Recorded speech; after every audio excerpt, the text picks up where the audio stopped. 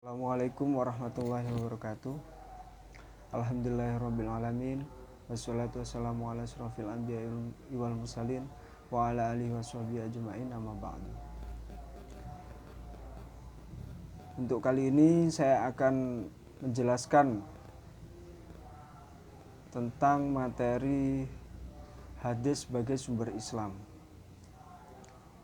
Sebelum kita memasuki materi,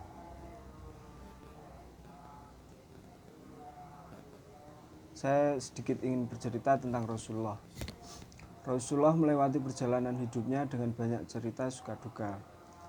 Sejak lahir sebagai yatim, kemudian tumbuh kanak-kanak bersama kakeknya dan melalui masa remaja bersama pamannya. Rasulullah kemudian menjadi suami Khadijah yang berprofesi sebagai saudagar.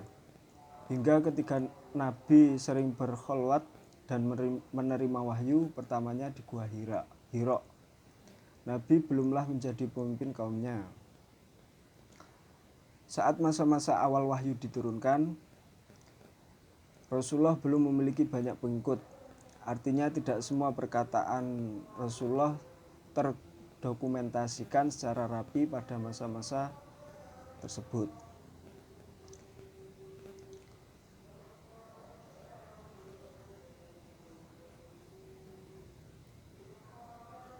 Untuk selanjutnya, memahami sejarah perkembangan hadis.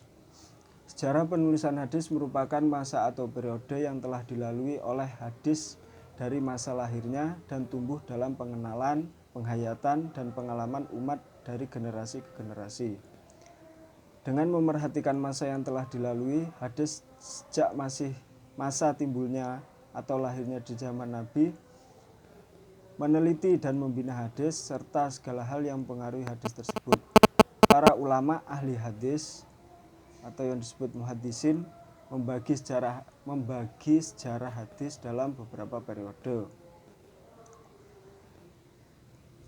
Periode pertama, perkembangan hadis pada masa Rasulullah SAW. Periode ini disebut dengan periode masa turunnya wahyu dan pembentukan masyarakat Islam. Pada periode inilah hadis lahir berupa sabda atau akwal, af'al atau perbuatan, dan takrir Nabi yang berfungsi menerangkan Al-Quran untuk menegakkan syariat Islam dan membentuk masyarakat Islam. Para sahabat menerima hadis secara langsung dan tidak langsung. Penerimaan secara langsung misalnya saat Rasulullah SAW memberi ceramah, pengajian, khutbah, atau penjelasan terhadap pertanyaan para sahabat. Itu pada periode pertama perkembangan hadis. Selanjutnya itu periode kedua, perkembangan hadis pada masa Khulafaur Rasyidin 11 Hijriah sampai 40 Hijriah. Periode ini disebut dengan masa membatasi dan menyedikitkan riwayat.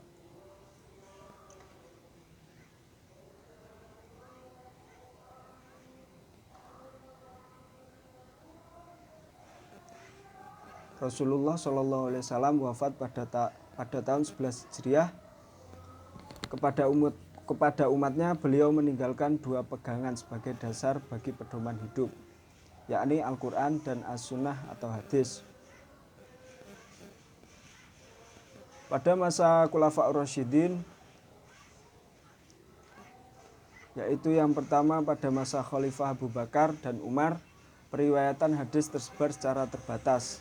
Penulisan hadis pun masih terbatas dan belum dilakukan secara resmi. Bahkan pada masa itu Umar melarang para sahabat untuk memperbanyak meriwayatkan hadis dan sebaliknya. Umar menekankan agar para sahabat mengarahkan perhatiannya untuk menyebarluaskan Al-Quran. Dalam prakteknya, para sahabat meriwayatkan hadis melalui dua cara. Yang pertama dengan lafadz asli, yakni menurut lafadz yang mereka terima dari Rasulullah SAW, yang mereka hafal benar lafadz dari Nabi. Yang kedua dengan maknanya saja, yakni para sahabat meriwayatkan maknanya karena tidak hafal lafadz asli dari Rasulullah SAW. Yang selanjutnya yaitu periode ketiga, perkembangan pada masa sahabat kecil dan tabi'in. Periode ini disebut dengan masa berkembang dan meluasnya periwayatan hadis. Pada masa ini daerah Islam sudah meluas, yakni ke negeri Syam, Irak, Mesir, Samarkand, bahkan pada tahun 93 Hijriah meluas sampai ke Spanyol. Hal ini bersamaan dengan berangkatnya para sahabat ke daerah-daerah tersebut, terutama dalam rangka tugas memangku jabatan memerintahkan dan penyebaran ilmu hadis. Karena meningkatnya periwayatan hadis, muncullah bendaharawan dan lembaga-lembaga atau sentrum perkembangan hadis di berbagai daerah di seluruh negeri.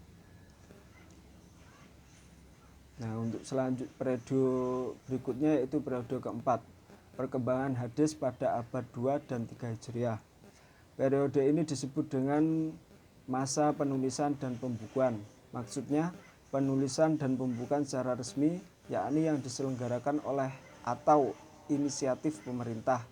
Adapun kalau secara perseorangan, sebelum abad 2 Hijriah, hadis sudah banyak ditulis baik pada masa tabi'in, sahabat kecil, sahabat besar, bahkan pada masa Rasulullah SAW, meskipun dengan kondisi seadanya. Masa pembukaan secara resmi dimulai pada awal abad 2 Hijriah, yakni pada masa pemerintahan Khalifah Umar ibnu Abdul Aziz. Tahun 101 Hijriah, sebagai Khalifah, Umar ibnu Abdul Aziz sadar bahwa para perawi yang menghimpun hadis dalam hafalannya semakin banyak yang meninggal. Beliau khawatir apabila tidak membukukan dan mengumpulkan dalam buku-buku hadis dari para perawinya, ada kemungkinan hadis-hadis tersebut akan lenyap dari permukaan bumi bersamaan dengan kepergian para penghafalnya ke alam barzah.